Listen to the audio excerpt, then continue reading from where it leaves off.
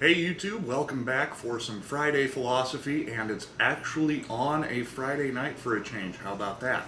Of course, I still won't probably get it posted till the morning, but at least I'm recording on the requisite day. First off, I got to give a shout out to George Bruno. He gave me a little poke on his Facebook page, the George Bruno Experience, earlier this week and suggested some folks come and check me out. So I really appreciate that from a man who has around, 29,000 subscribers. That's pretty darn cool. I do believe I was maybe subscriber like 109, maybe 113, something like that. Low number 100. So thank you, George. You've been a pal and a friend and a motivator. I realized maybe a year and a half ago, probably just over a year ago, that I needed to make some changes in my life. Some of them physical, some of them mental, some of them just breaching my shell. I've never been in a lack for self-confidence in small groups, but it took a little pushing for me to do something like this and broadcast on YouTube.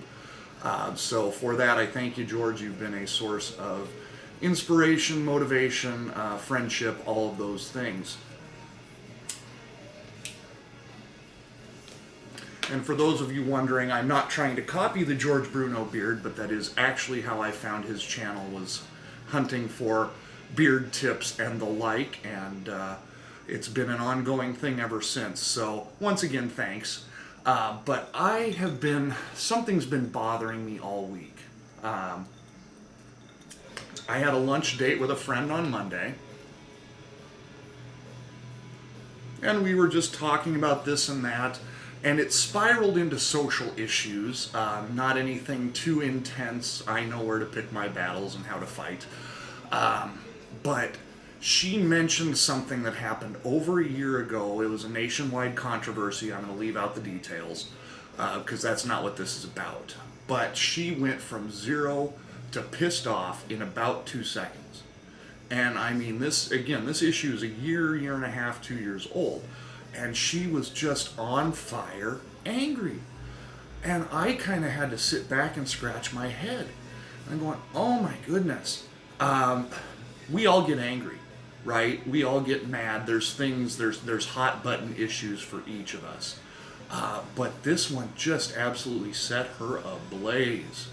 And I didn't know quite what to say. Again, I know how to choose my battles, particularly when it relates to social issues and politics. So I just let her have her peace and unwind rather than further stir the flames by either way, agreeing or disagreeing in certain situations is going to just further exacerbate the situation. And one of the things that occurred to me, or has been ongoing occurring to me, is just how evil the internet can be. We love it for things like YouTube and for Facebook and for all of the friends that we've gotten to meet or reconnect with over the years. But I don't think a lot of us realize the constant source of stress that it can be. I used to, when I was newer to Facebook 4 or 5 years ago, I would engage in these 2-day-long debates and would just build the pressure inside of me. You log off after saying something you feel is intelligent, and you log back on an hour later after spending an hour thinking about all the things you should have said or could have added, and you hop back on and find out that somebody else has said something stupid. So now you have to respond to that, right? You just can't let that go by. And I think, these Facebook message boards, the comment sections on news pages and blog pages, just absolutely infuriate us and send us into a very bad and negative place. If you've watched my Media Madness video, I don't watch cable news. I don't watch network news if I can avoid it. I try to get my news online because it gives me a chance to process it. But one thing I do not do is read the message boards, because It's infuriating. It doesn't matter what side of the issue that you might be on, agree or disagree. You spend 30 seconds on a message board, and I guarantee you your blood pressure's gone up. I hands down will guarantee that. I know mine does. So why do we continue to do this to ourselves?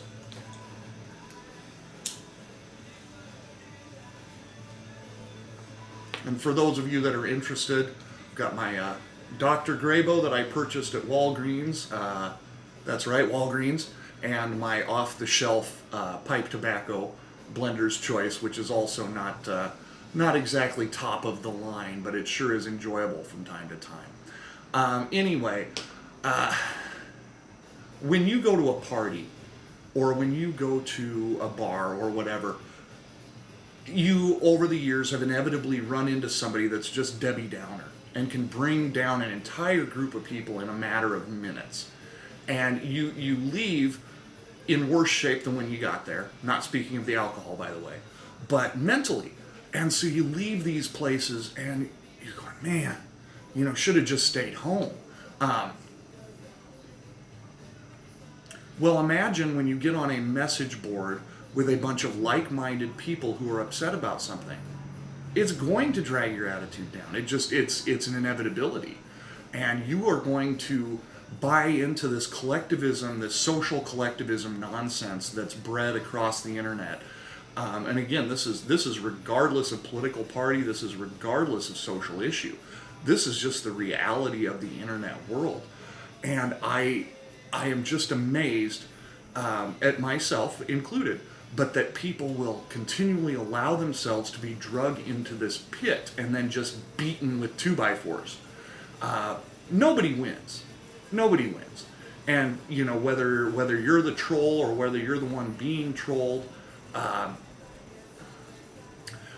one paragraph, one sentence, one pithy comment is not going to change anyone's opinion. But yet we have this self-importance about us that I have to say this. I have to get this off my chest. If it changes just one person's mind, don't do it. Don't do it to yourself. Don't do it to other people. Just leave it alone. Walk away. One of the best pieces of advice I can give to anyone out there who is upset about an issue on the internet or in politics or in the greater world, take a deep breath, walk away, and stay the hell off the message boards, for God's sake. This is a lesson that's been hard coming to me because I like to speak my mind and I like people to hear what I have to say, even if they don't agree. But I know now, I understand now, people aren't going to change their minds simply because I was clever on a message board. Good grief, what am I thinking? Anyway, I'm going to have to pause this because I'm looking at my camera and it says I have 1 minute left of recording time and I'm not near finished, so hang on 1 second.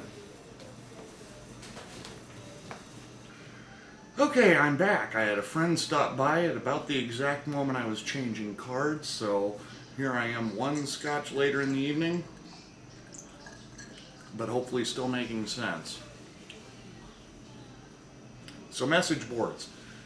Stay the hell off of them. They don't do anything but make you mad. On a personal note, anger, deep-seated anger really changed the course of my life, I believe. When I was in my first career, following my collegiate experience, I had problems with management. Not the management that hired me, those guys were great.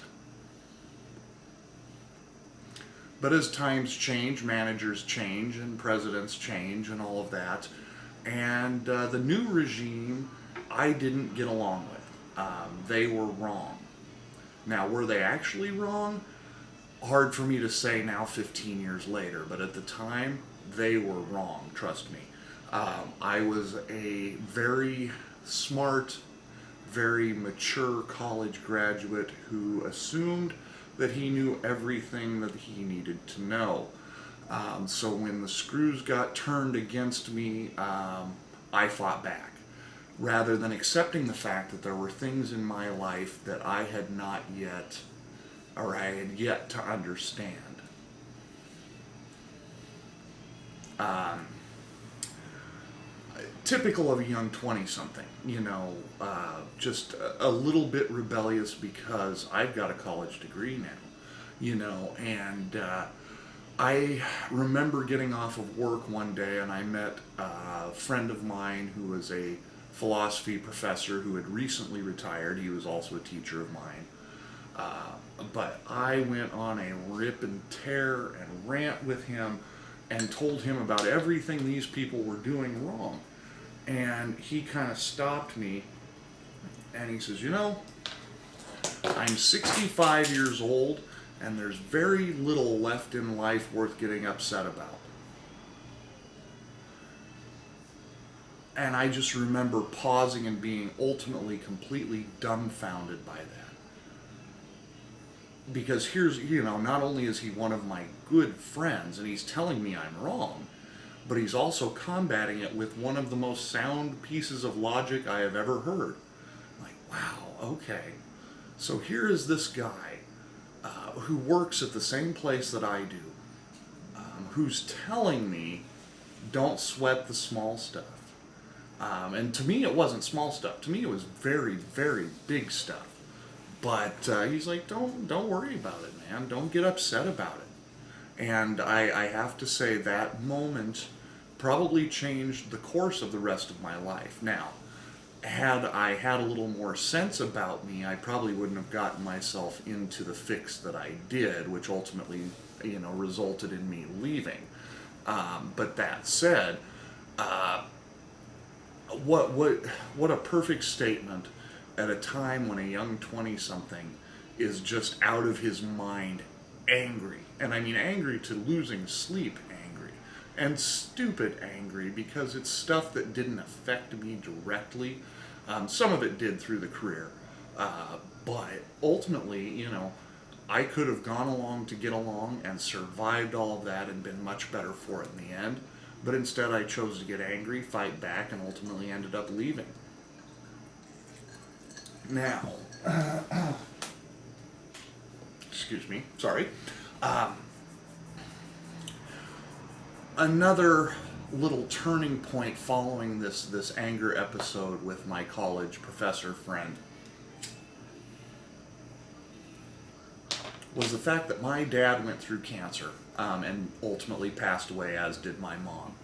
But I remember my mother being extremely, extremely frustrated with the medical staff in terms of, my mom is going to all of these appointments. She's at all of the scans. She's taking notes. She had a journal that was probably upwards of 80 pages thick of things that she had noted from every single meeting. And she would get so frustrated with doctors and nurses that weren't listening to her, or furthermore felt that they had another understanding of what was going on. And I remember pulling my mom aside after one of these meetings and saying, you know what, Mom? I went to a college that had a very strong nursing school. And one of the things is that every one of those nursing students, their heart was in the right place. But that doesn't mean they were all straight A students. And I don't care, pick your profession, pick anything. If somebody is in their career, generally speaking, they're there because they want to be there, but that doesn't mean they're straight A students. That doesn't mean they always have the right answers. But I think that goes back to, one of the reasons that we all struggle with anger from time to time is our expectations of others. Well, this is your profession. You should know what you're doing. Well, theoretically, yes, those people should know what they're doing. Do they? Probably 80-90% of the time, yeah. I think they probably do. Does that mean they don't make mistakes? No, absolutely. Everybody makes mistakes. And I think, at least as it relates to me, once I was able to come to grips with the fact that I was getting mad at people for making some of the same mistakes I made, I was able to deal with it a lot better. I think, again, we place unreasonable expectations on other people. We expect perfection when in fact we ourselves can't provide perfection. But it's easy for us to say, well, that's not what I would have done. I would have done it the right way. And the right way is what we perceive it to be. And I think, again, it's just one of those things. When we place expectations on other people beyond that of which we place on ourselves, we're setting ourselves up for failure. We're putting ourselves in a place where we can be angry.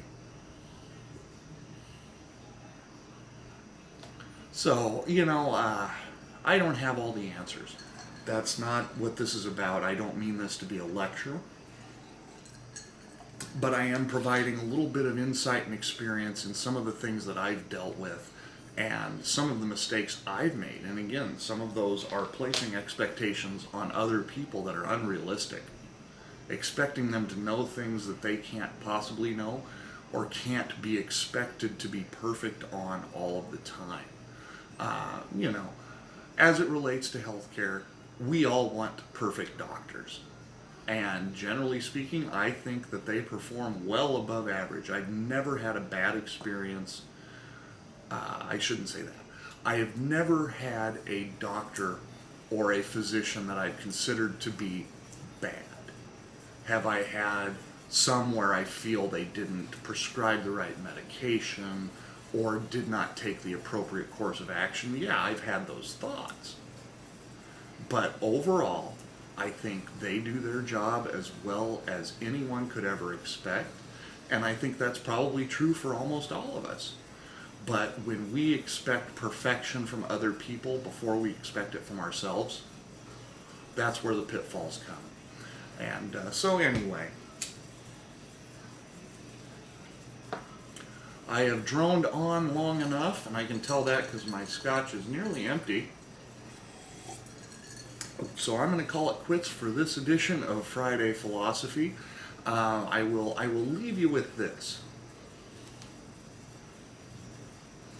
There's some people that will tell you to use anger for the good. Use it to your advantage. I am going to personally caution against that.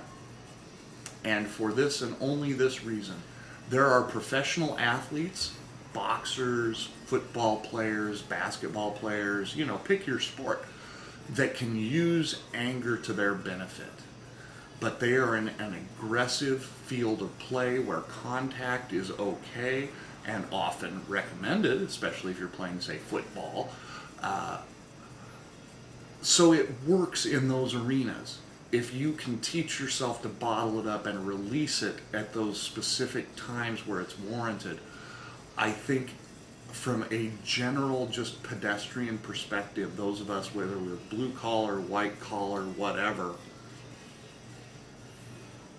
I think that's probably some of the worst advice ever, is to try to use anger to your advantage. Because I don't know where you can harness and release that anger without doing damage to someone somewhere. And when you do release that anger, if it does do damage to someone or even yourself, and I'm not talking about physical or mental, but there's no way to legitimately control anger once you've let the genie out of the bottle. So leave the anger and aggression to the professional athletes. For the rest of us, man, just let that stuff go. As my friend said, after 65 years, there's just not that much in life worth getting upset over. And I've found I can't agree more. So anyway, no matter who you are or where you are, hope you're having a great night. I'm going to finish up my scotch and call her quits. We'll talk to you again soon.